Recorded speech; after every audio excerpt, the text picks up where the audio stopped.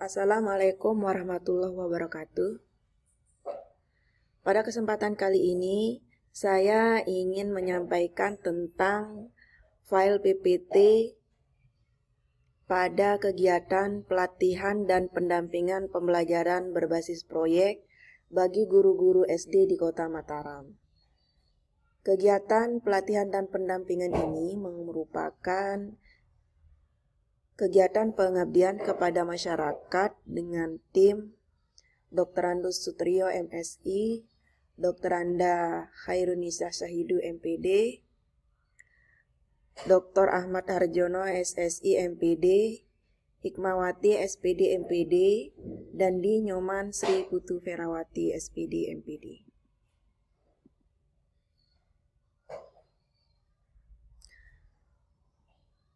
Guru memiliki tantangan yaitu mempersiapkan peserta didik agar mereka menguasai keterampilan abad 21. Keterampilan abad 21 ini dibagi menjadi 3, yaitu literasi dasar, kompetensi, dan nilai karakter. Literasi dasar di sini terdiri dari 6 literasi. Yang pertama adalah literasi baca tulis, kemudian literasi numerik, literasi sains, literasi digital, literasi finansial, dan literasi budaya dan kewarganegaraan. Adapun untuk kompetensi di sini, siswa diharapkan memiliki kemampuan berpikir kritis atau kemampuan pemecahan masalah, kemudian kreativitas, komunikasi, dan kolaborasi. Sementara di nilai karakter, siswa diharapkan memiliki rasa ingin tahu, inisiatif, ketekunan, kemampuan beradaptasi, leadership, dan sikap peduli budaya dan peduli sosial. Salah satu solusi untuk menghadapi tantangan tersebut adalah dengan menerapkan proyek based learning di kelas. Pembelajaran berbasis proyek ini merupakan salah satu model pembelajaran yang berbasis aktivitas siswa. Jadi model ini diturunkan dari teori belajar konstruktivis, di mana teori tersebut beranggapan bahwa siswa dapat mengkonstruk sendiri atau membangun sendiri pengetahuannya melalui aktivitas yang berbasis aktivitas siswa. Nah, di sini diharapkan guru dapat memfasilitasi bagaimana siswa tersebut sampai menemukan konsep.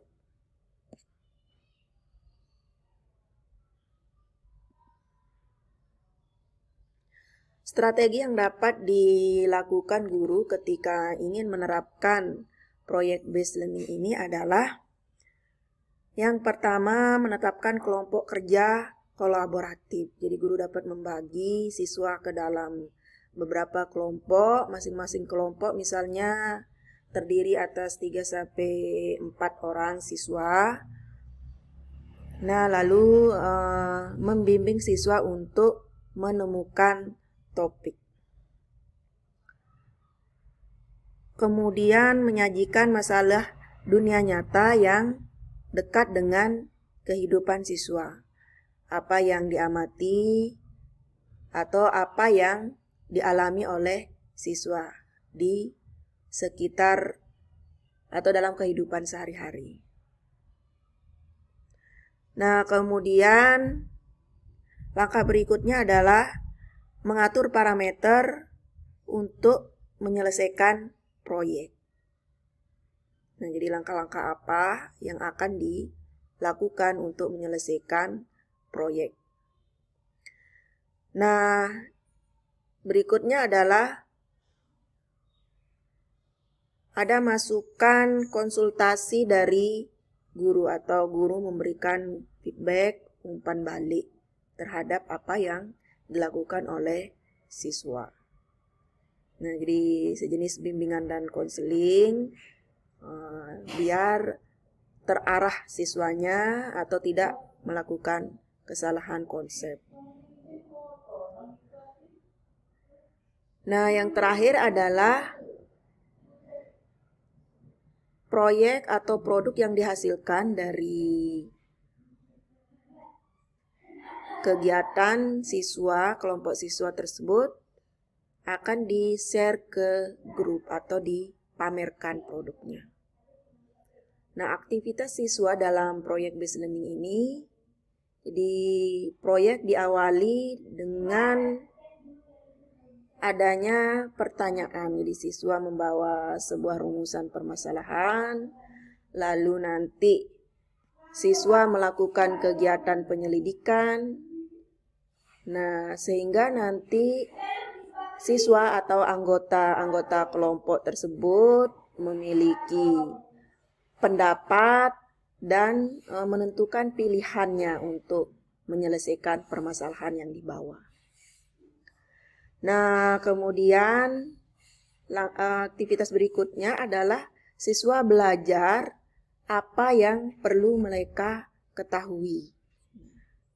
Sehingga nanti siswa tersebut akan melakukan beberapa perbaikan atau revisi terhadap proyek kegiatan yang dilakukan, lalu ada kegiatan refleksi.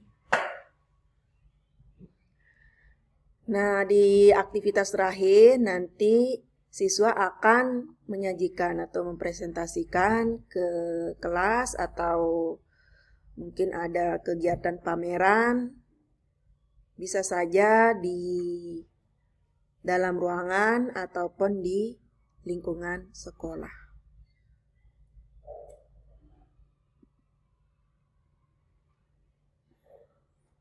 Berikut ini contoh implementasi PJBL di kelas. Misalnya temanya adalah untuk organ pernapasan manusia.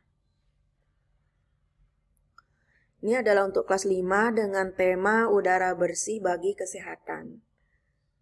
Nah, dari hasil identifikasi silabus bahwa untuk tema udara bersih bagi kesehatan ini terdapat kompetensi dasar pengetahuan 3.2 ini menjelaskan organ pernapasan dan fungsinya.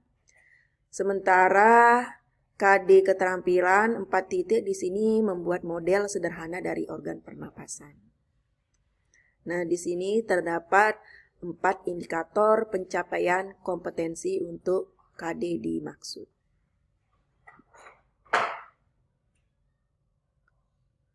Nah, berdasarkan indikator pencapaian kompetensi dirumuskan tujuan pembelajaran seperti ini. Kemudian ada materi. Sementara model yang digunakan adalah PJBL dengan metode kerja kelompok. Nah, bagaimana langkah-langkah kegiatan yang dapat dilakukan oleh guru? Ini bisa dilakukan untuk sekian kali pertemuan atau sekian minggu. Jadi guru dapat menjelaskan tema atau proyek tema, lalu memberikan persepsi motivasi. Kemudian ada kegiatan menyimak video, mengamati organ pernapasan ikan melalui kegiatan percobaan langsung. Lalu ada kegiatan membuat laporan pengamatan terhadap organ pernapasan ikan. Siswa melakukan percobaan organ pernapasan menggunakan balon. Nah, lalu siswa membuat laporan percobaan, menonton video organ pernapasan manusia. Nah, kemudian melalui diskusi di sini siswa mencari perbedaan antara organ pernapasan pada manusia dan hewan. Nah, siswa juga dapat mencari informasi misalnya dari buku teks ataupun internet tentang gangguan saluran pernapasan. Nah, siswa dapat mendiskusikan cara menjaga kesehatan organ pernapasan. Nah, lalu di sini diskusi di dalam kelompoknya untuk menentukan tema proyek yang akan dibuat. Nah, di sini bersama guru siswa merundingkan jadwal pembuatan proyek, mulai dari perencanaan, lalu pembuatan dan nanti penyelesaian dari proyek serta jadwal bimbingan untuk masing-masing kegiatan. Nah, nanti guru sebagai fasilitator jadi memberikan umpan balik pada setiap kegiatan bimbingan.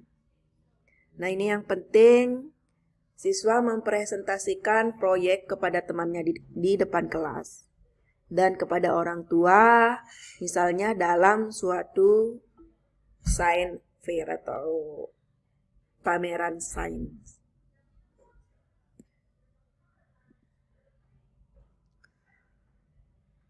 Nah, di sini literasi apa saja yang dapat dikembangkan melalui model proyek based learning. Jadi misalnya literasi baca tulis, dapat membuat laporan, numerasi. Di sini siswa dapat mengonversi informasi tentang organ pernapasan dalam bentuk presentasi bagan dan diagram.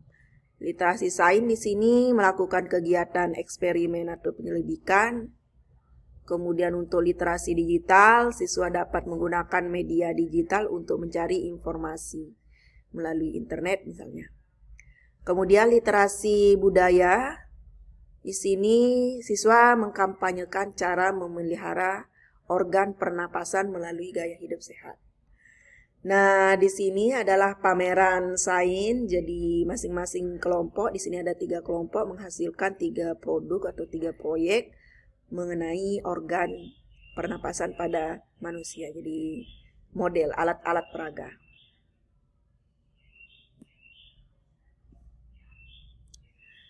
Nah, sebagai perbandingan, kalau tadi belum nampak literasi finansial, nah di sini contoh untuk SMP kelas 7, proyeknya adalah pencemaran di sungai, permasalahan pencemaran.